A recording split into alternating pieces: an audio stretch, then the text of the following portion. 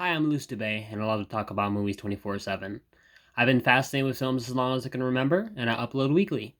Today I'm going to be talking about Knights of the Zodiac, which is about a knight named Seiya, and he is tasked to protect the reincarnation of Athena. It stars McKenyu, Famke Jensen, Madison Isman, Diego Tinko, Marcos Dacascos, Nick Stahl, Sean Bean.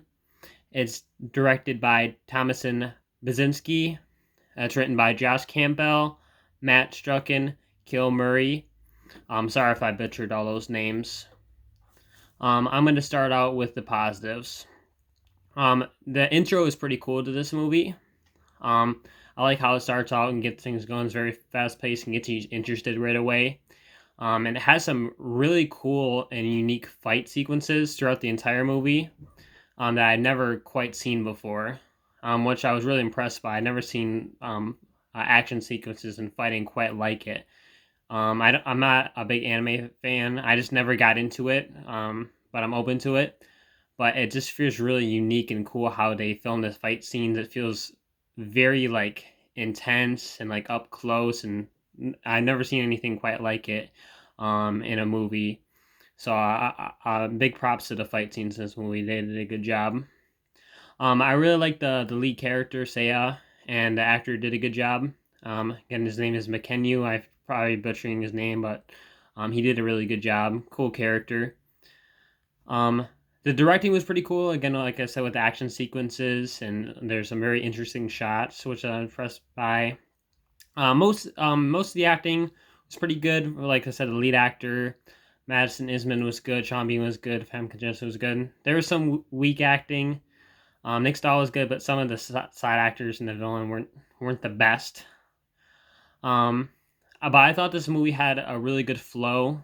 It was very fast paced. I was never bored. It went by very quickly. It was like a 2 hour movie, but felt like an hour and a half. It went by pretty quickly. It flowed very well.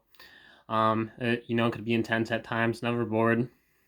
I just had a couple issues with the story because I don't know anything about the original anime or manga.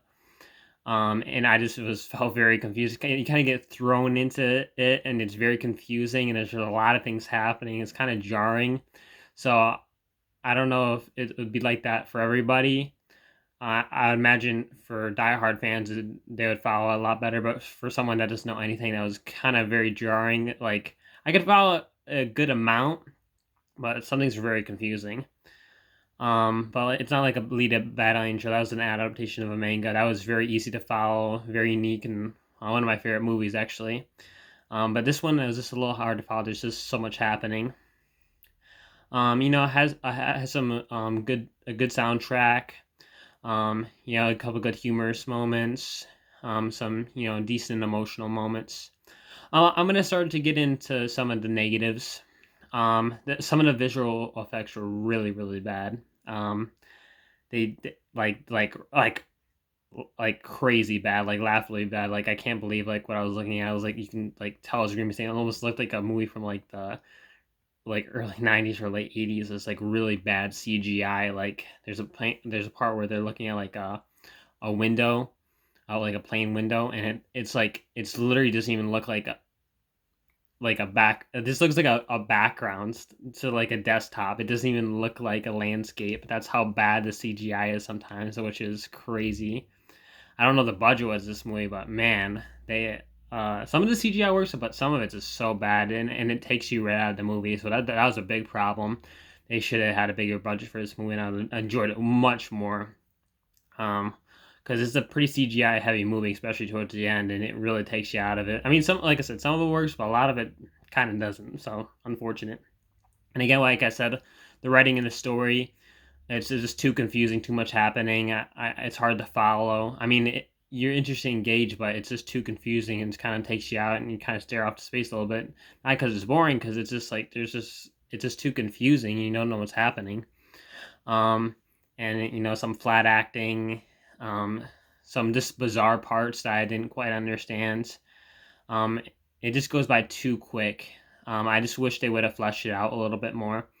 As we got pretty terrible ratings on critic wise, the audience score is pretty good on Rotten Tomatoes, but I don't think it was that bad. I just thought it was fine. I'd probably give this movie a C. Um, I don't know if I could recommend it. Maybe the diehard fans. I don't even know if they would enjoy it. I don't know if how much they cut from the original manga or the anime show. But if any diehard fans have watched this movie, definitely let me know what you think. I'm curious to know what your opinion. But for me, not a bad movie. The beginning was interesting. The ending was kind of interesting. I did enjoy most of it. I just wish it would have been a little bit better. If it had a lot better visual effects and some better acting and just a more cohesive story, I think it would have been a more enjoyable experience. But thank you guys for watching this video. I really do appreciate it. You guys have a great day and take care. Bye.